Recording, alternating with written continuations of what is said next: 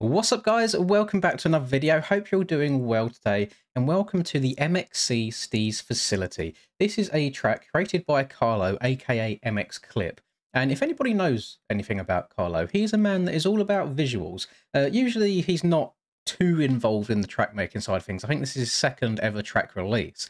However, he does a lot of stuff on the old TikToks with like really in-depth realistic looking reshades, and what you're seeing on screen right now, the reshade that I'm using is his. So if I bring it up, you can see at the top here, we've got MX Clip Clean Visuals Reshade. He has linked it in the track's description. If anyone wants to experience it, I guess how he's intended, that's the right word, it to be experienced.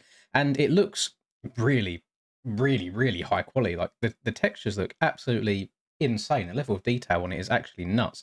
So I'm really excited to try this out. It's just a complete fantasy track, just out in the middle of nature, as you can see. I would recommend turning 3D grass on because it kind of makes everything pop, brings it all a bit more to life. But he has recommended if there is any sort of FPS issues, then do turn it down again because, yeah, a lot of this foliage can be removed if you're having issues. He also recommends me riding a 250. So what we're going to be doing today, if we swoop away over here, I have no idea which one of these tents I'm under. I'm going to ride the Yami 250. Old Mr. Reaperdoc giving me a bit of inspiration there after seeing him getting it around Parlour the other day. And yeah, I'm really excited to give this one a go because the jumps look incredibly flowy.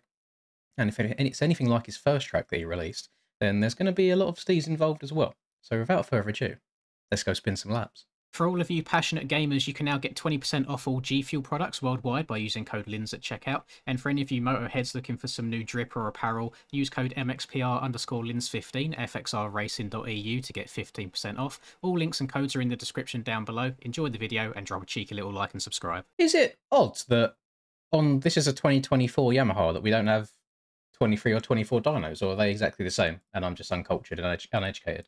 I have no idea. But yeah, I'm going to leave everything stock. I'm going to put the rear tyre on 100 because I feel like that's the best move to do on the 250s. They don't really have enough power to warrant taking everything else away, unfortunately.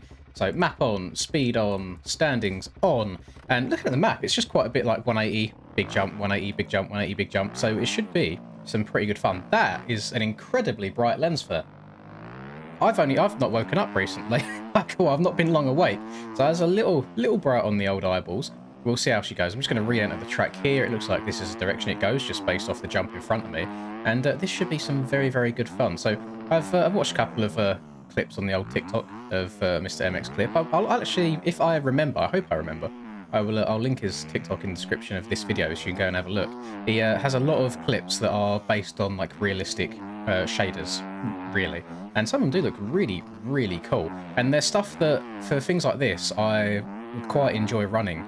But I think if I was to use stuff like this all the time, especially in races, I would probably be losing my eyesight pretty soon because it is quite bright. And there's people that play the game this bright all the time. And if I take like Reese, for example, Reese has a really bright reshade.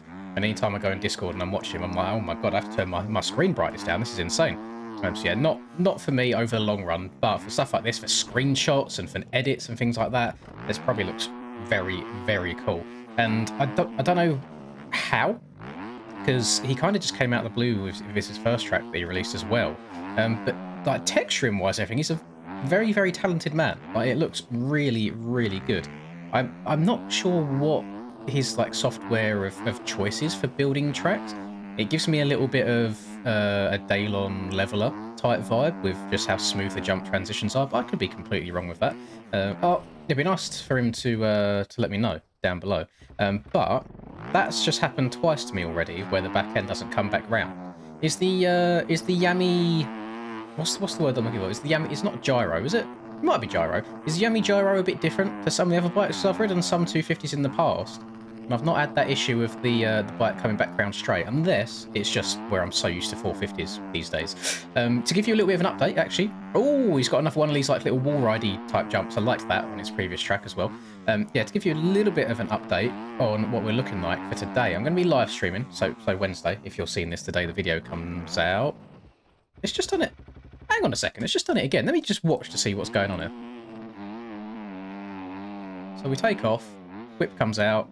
And then yeah, the front end comes back a different way than the back end does. That's very strange. I'm used to things like that on the start, Usually what I do to counteract that is I'll tap the back brake when the back end's out to keep the back end out even longer. So I will try doing that here as well. So yeah, to give you an update on where there you go, tap the back brake and it comes around much straighter.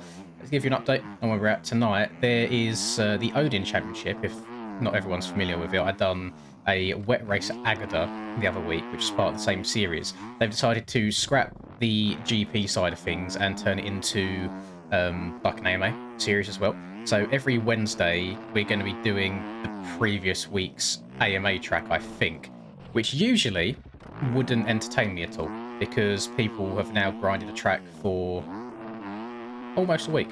Yeah, people have had the time to run the track for almost a week.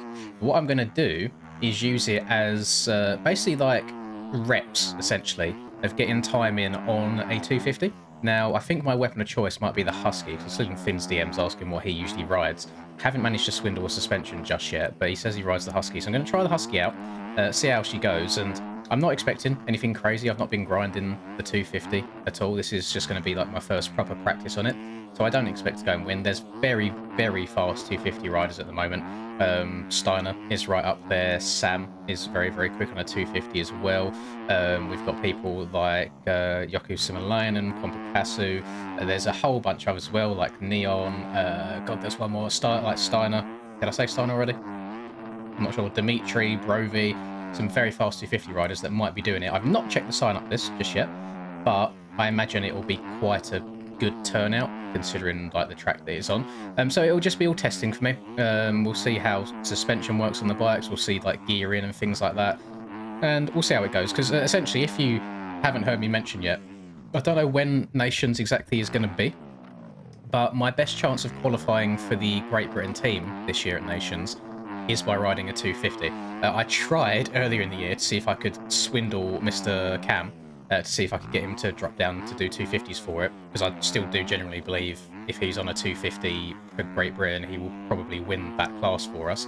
But he's steadfast on 450 life, so I would have to try and beat him. I'd have to try and beat Tyler. I'd have to try and beat Aiden. I'd have to try and beat Jake. I'd have to try and beat Dan. There's a whole lot of really, really fast 450 UK riders. So I'm going to drop down to the 250s and give it a go. But I can't do that all willy-nilly. I do need to put some time in and practice because I'm not a 250 rider. The way you go fast on these bikes are completely different to the 450s. You got to get the gear in all right as well, and you got to get your shift timing down. And if anybody does watch the real-life racing, I guess it's a very similar situation to how Ty Mospel was in qualifying for Parla, where you'd see him coming out of a corner and he'd just be bogging the bike out of corner where he didn't downshift enough times. That's kind of how I feel. For the most part, on a 450, you can go around most of the track in third, fourth gear the whole way and it'll just plug along, pull you all the way through, no problems whatsoever.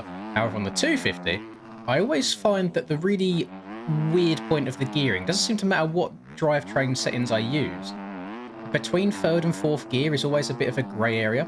I'll be in third, and this is on tracks that aren't like this, like not wide open fancy tracks. This is more, you know, more replica GPs, AMAs, etc. If I'm in third gear, I feel like I'm screaming the absolute life out of the machine. And if I dare shift up into fourth, even if I'm redlining, when I get into fourth, it just seems to bog. So I'm not sure the best move for that. I guess I'll probably just have to try and find a gearing that works per track. So like third gear, I just rev out the top of third gear on the fastest part of the track, for example. I'll play it by ear. I used to be alright on 250s back in the old Supercross days. But yeah, since then, I guess maybe the 450s make you a little bit lazy, where you don't have to shift so much. Who the hell knows? But I'm excited. It'll be something different for me. Hopefully you guys don't mind seeing me do some 250 races, 250 action. Some of you might relate to it a bit more since you're 250 riders. Don't think I'm going to be riding the Yami.